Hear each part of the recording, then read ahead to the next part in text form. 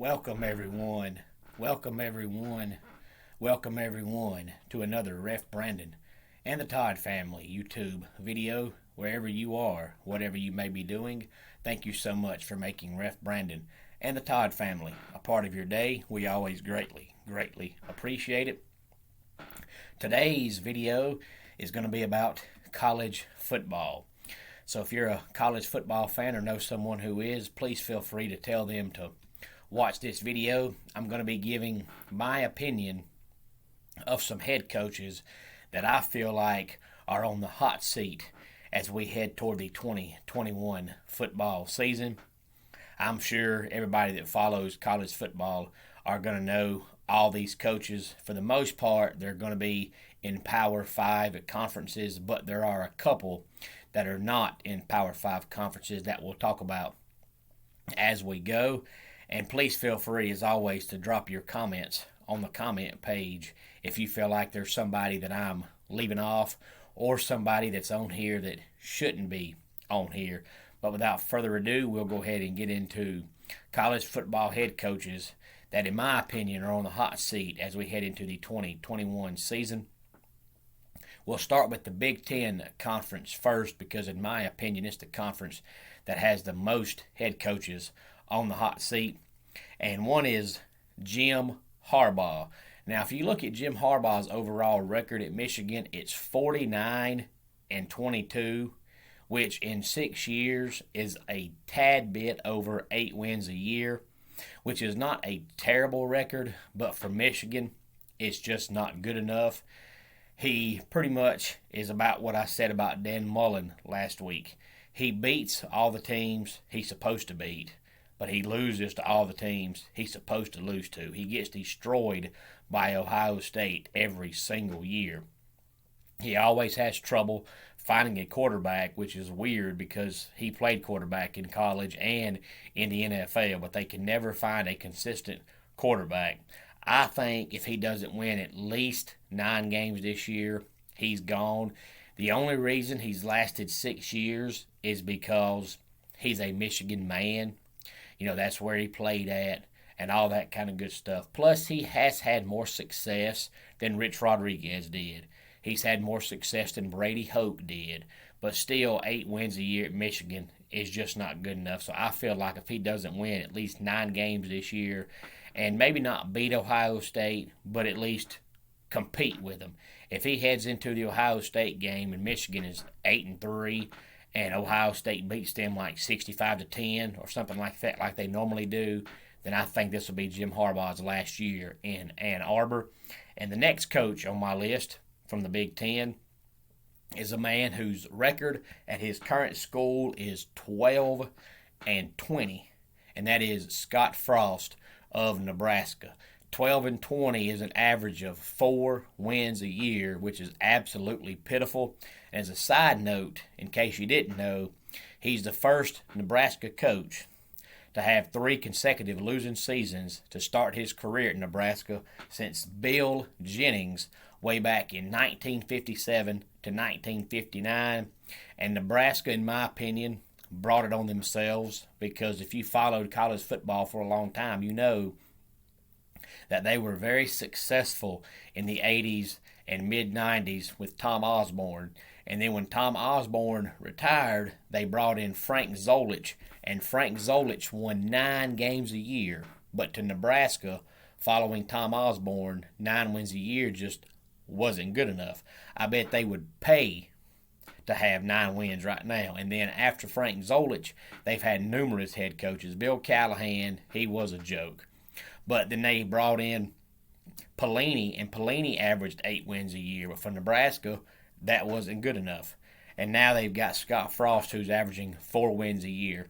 If Nebraska doesn't win at least 7 games this year, it'll be the end of Scott Frost's tenure with the Cornhuskers. And the next coach on the list, and the final coach in the Big Ten, is Jeff Brom, who is 19-25 at Purdue, or as a friend of mine calls them, Perdon't. But 19-25 is terrible. And the funny thing about Jeff Brom is, if you recall, they got him from Western Kentucky. and he was very successful at Western Kentucky. And come into Purdue his first year, it looked like he was going to turn them around, and then they've just gotten worse every year since then. So just like Scott Frost, I think if Jeff Brom doesn't win at least 7 games this year at Purdue, he's gone.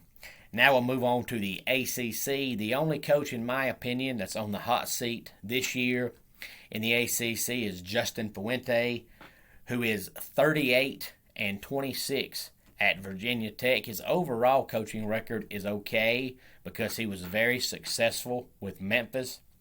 And then when he first come to the Hokies, I believe he won 10 games his very first year. But then ever since then, they have progressively gotten worse. And just like I said about Jim Harbaugh at Michigan, he has trouble finding a quarterback.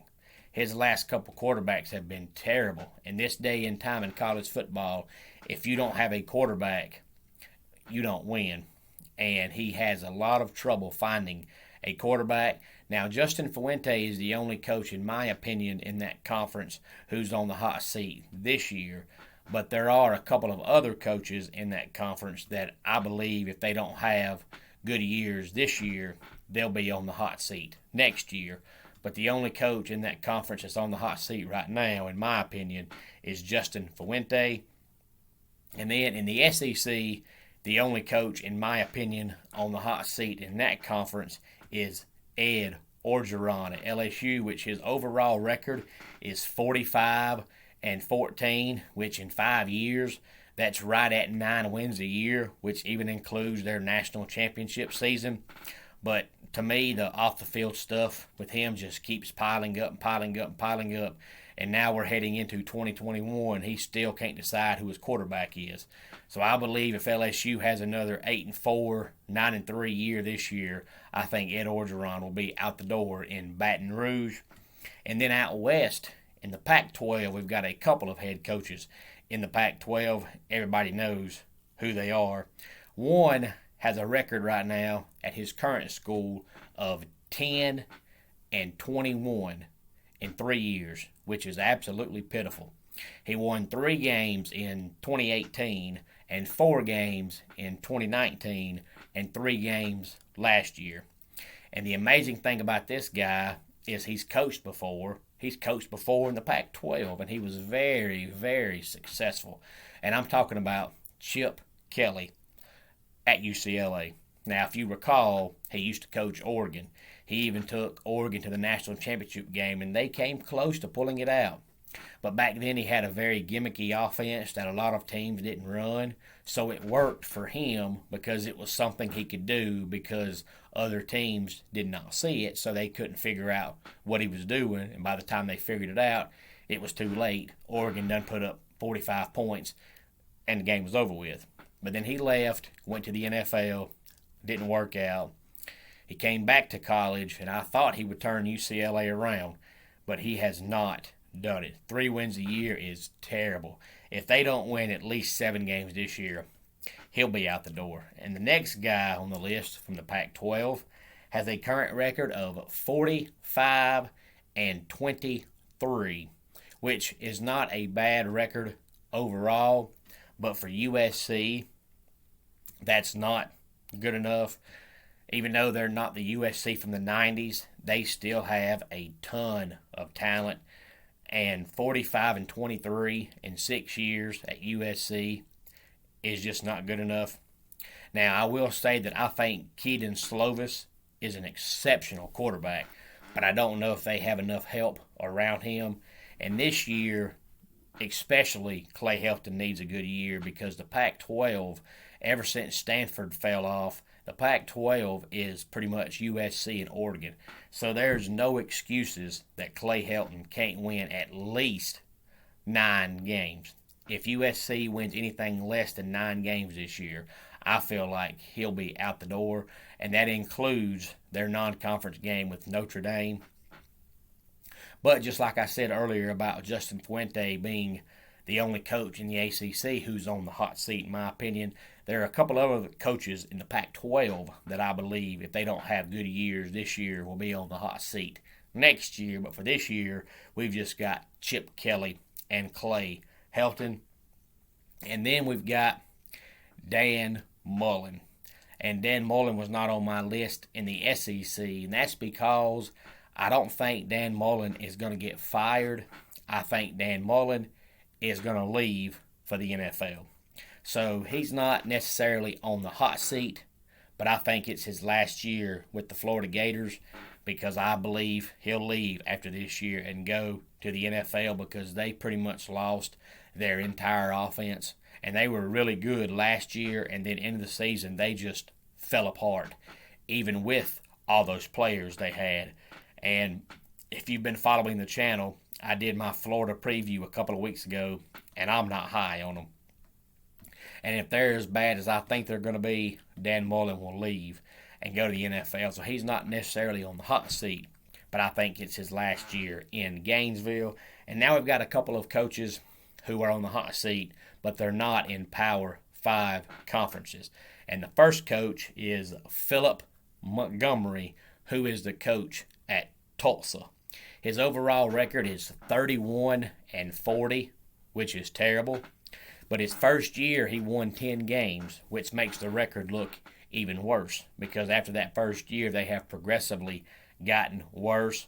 I think he would have been fired after last year, but because of the short season, he got a pass pretty much.